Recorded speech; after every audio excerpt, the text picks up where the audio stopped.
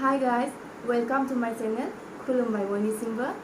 बेयो आंनि first blog video. नोंथांमोना आंनि भिडिअखौ नायनो मोजां मोनोबा नायलांबाय थाबानो जाबाय आरो आंनि बुंनायफ्राव माबाफोर गोरोन्थि जाफ्लांबायोबा आंखौ निमाहा खालामबानो जाबाय। मानोना बेयो आंनि फार्स्ट ब्लग भिडिअ आरो चेनेलाबोथ' गोदानसो आरो आसा खालामो नोंथांमोना आंनो अननाय होलांबाय थागोन आरो लोगोसे आंखौ सापर्ट खालामलांबाय थागोन होननानै।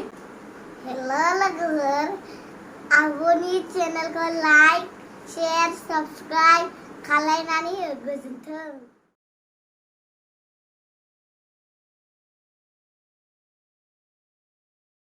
नै दा आं रेडि खालामनानै लाजोबखाबाय। बानलु गोरान, सामब्राम गुफुर, ओमफ्राय जिरा, ओमफ्राय सामब्राम गोजा, ओमफ्राय नै मैखुना।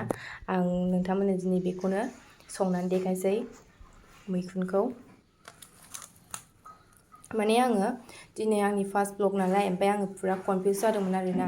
नै दा आङो नोंथांमोननो मैखुन ओंख्रि संनानै देखायसै। ओंख्रिथ' नङा, फ्राय खालामगोन, माने दिनै आंनि फार्स्ट ब्लग भिडिअ नालाय। ओमफ्राय आङो पुरा कनफिउस जादोंमोन आरोना मैया मा भिडिअ लाबोगोन मा भिडिअ लाबोआ। ओमफ्राय उनावहाय आं मैखुनखौ नुबाय, मैखुनखौ नुनानै सानबाय आङो बेखौनो संनानै देखायनोसै आङो। ओमफ्राय नै दा आङो साराय, ओमफ्राय मैखुनखौबो हानानै लाखाबाय, सुखाबाय, ओमफ्राय नै सामब्राम बानलु गासिबो जिरा मस्ला रेडि खालामजोबखाबाय। ओमफ्राय दा नै साराया दुंबाय, आङो थाव होसननोसै।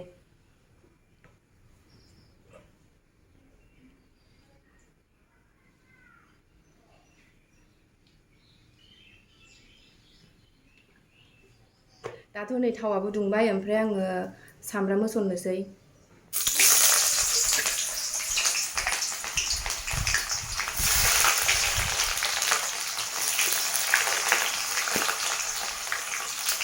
एसे खामोनसै सामब्रामखौ। बयबोथ' संनो रोंखायोना माबायदि सङो, ओमफ्राय आं मैखुनखौ संफेराखैमोन आरोना, दिनैसो फार्स्ट टाइम संगोन। स' नायलांबाय थादो माबायदि जायो। एबार आं होसनसै मैखुनखौ। जि मोनो माथो।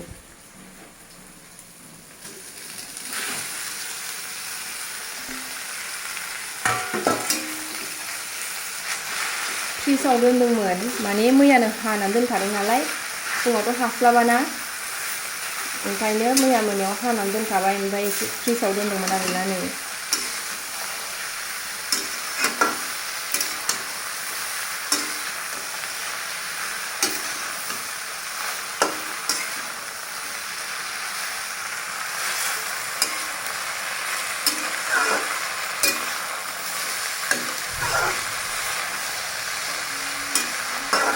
एसे खोबनानै दोननोसै।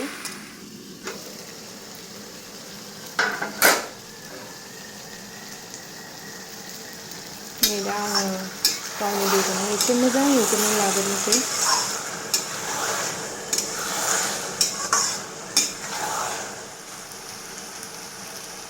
दायो नै आं एसे हालदै होनानै लाग्रोबाय।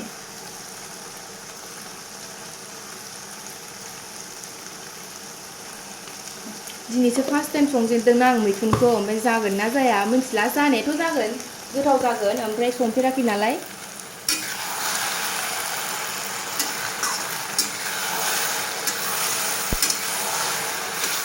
मैखुनाबो दहाय जि बुरजामोन, ओमफ्राय जाग्राफोर गैयाना बारा, मानसिफोरा बारा बुरजा गैया, एसेल'। ओंखायनो खावसे एवबाय, ओमफ्राय खावसे दा मोनानि थाखाय एवस्रानानै दोनबाय आरोना। नै दायो आङो सामब्राम गुफुर, बानलु गोरान, ओमफ्राय जिरा होनोसै।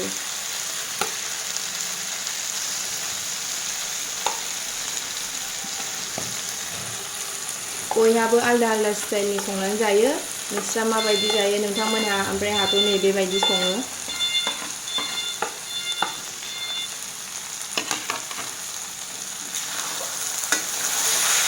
मोजां एवनानै लाग्रोसै आङो।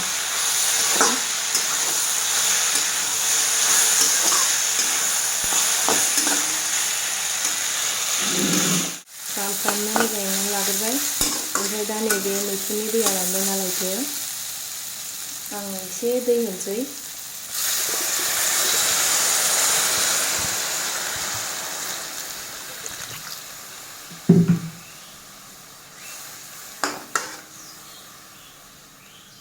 दै रानजासे दसे खोबनानै दोनथ'नोसै। ओमफ्राय नै दा आं मैखुनखौ दै होनानै लाग्रोबाय। एसे रानथोंसै मोजांनो ओमफ्राय ओरैनो थास्लायस्लाय मा खालामनो ना थाइजौ गोमोन दङ फ्रिजावहाय बानलुजों गोथाव लगायनानै जानोसै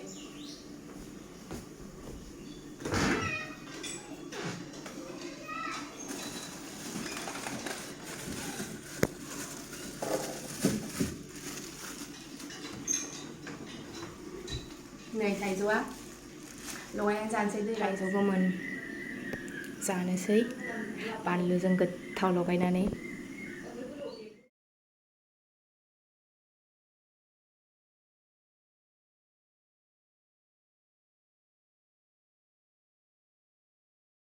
ओमफ्राय नै लोगोफोर आंना मैखुन ओंख्रिया मोनहांबायानो दैयाबो रानहांबाय एसे संख्रिबो होबाय बांद्रायबो बुरजा होआसै एसे होग्रोबाय आरोना उनाव नाङाबा होफिननोसै मानोना बांद्राय अभार बुरजा होद्रायबाबो बाबो नालाय ओंखायनो नांगौबा एसे होनोसै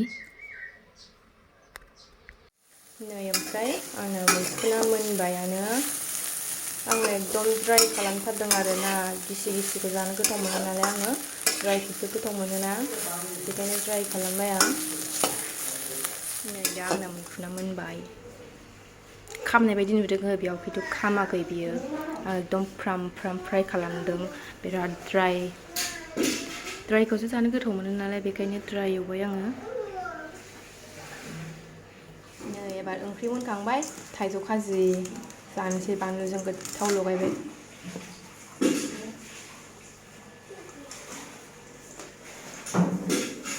माबायदि जादों जानोसै आङो